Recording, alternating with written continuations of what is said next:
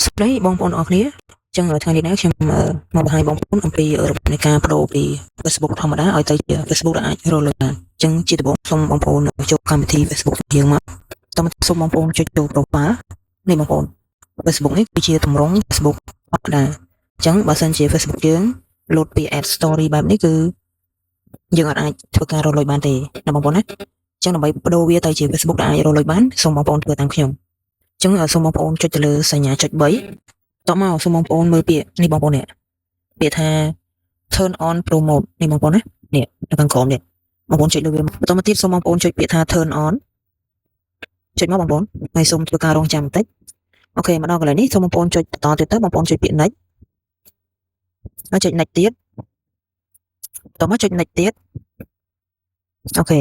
ដល់ត្រង់នេះគឺបងប្អូនធ្វើការ confirm ក៏បានធ្វើការ edit ក៏បានចាំយើងទៅកែពេលដែលយើងប្រូហើយយើងអាចចូលកែ setting ផ្សេងពេលក្រោយទៀតក៏បានដែរប៉ុន្តែសម្រាប់ខ្ញុំធ្វើការ confirm តែម្ដងអូខេបងប្អូនអញ្ចឹងមកដល់កន្លែងនេះយើងចុច next ទៀតមកបងប្អូនតមកទៀតនេះបងប្អូនវាលោតផ្ទាំងបានន័យថានៅពេលដែលយើងបដូរទៅជា personal tool បែបនេះគឺយើងអាចធ្វើការរកលុយបានហើយអញ្ចឹងយើងចុច next ទៀតមកអូខេមកដល់ត្រង់នេះយើងអាចធ្វើការ skip បានណា skip ក៏បានចុច next បន្តក៏បានមកដល់ត្រង់នេះវាលោកថាយើងបានប្រូវាជោគជ័យបងប្អូនអញ្ចឹងយើងចុចពាក្យថា go to your dashboard យើងមកបងប្អូនអញ្ចឹងមកដល់ត្រង់នេះបានន័យថា